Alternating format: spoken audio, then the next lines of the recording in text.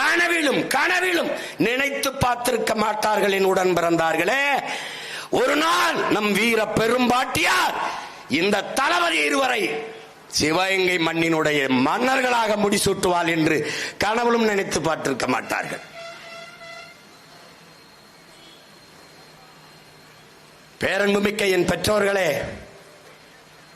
என் உயிருக்கு நீ என் உடன் பிறந்தார்களே, இந்திய துணைக்கண்டத்தின் வரலாற்றிலே வெள்ளையனை எதிர்த்த போரிட்ட வீரர்களின் வரலாற்றிலே ஒரே ஒருவர் தான் வென்று மீண்டும் முடிசூடி இருக்கிறாள். நீ படிப்பது சான்சி ராணி லட்சுமி பாய். என் பாட்டி எங்களின் வீரமாதா வேலு நாச்சியார் பிறந்து இறந்து 85 ஆண்டுகள் கழித்துத்தான் உன்னுடைய லட்சுமி பாய் மணிக்கர்ணை என்கிற பெண்ணே பிறக்கிறாள்.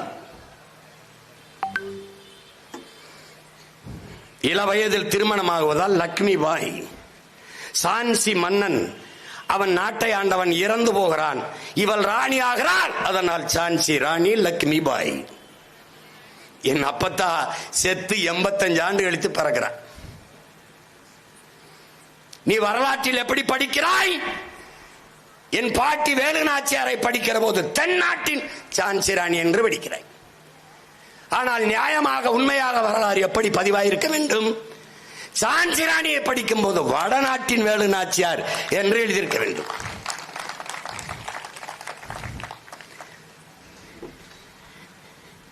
என் பாட்டி தன் தாய் மண்ணை மீட்க போரிட்டால் சான்சி ராணி வளர்ப்பு மகளை முடிசூட உரிமை இல்லை என்பதற்காக போரிட்டான்.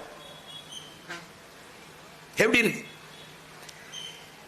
நீ வரலாற்றில் புறக்கணிக்கப்பட்டாய், நிராகரிக்கப்பட்டாய், மறக்கடிக்கப்பட்டாய்.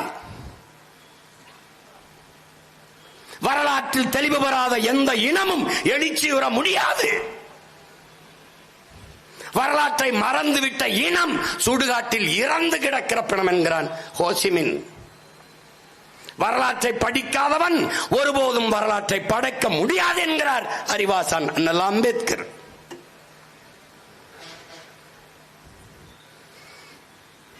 அதனால்தான் எங்கள் உயிர் தலைவன் வரலாற்றை படி, நீ வரலாற்றை படை, வரலாறாகவே வாழ் என்ற முழக்கத்தை எங்களுக்கு முன்வைத்து சென்றார்.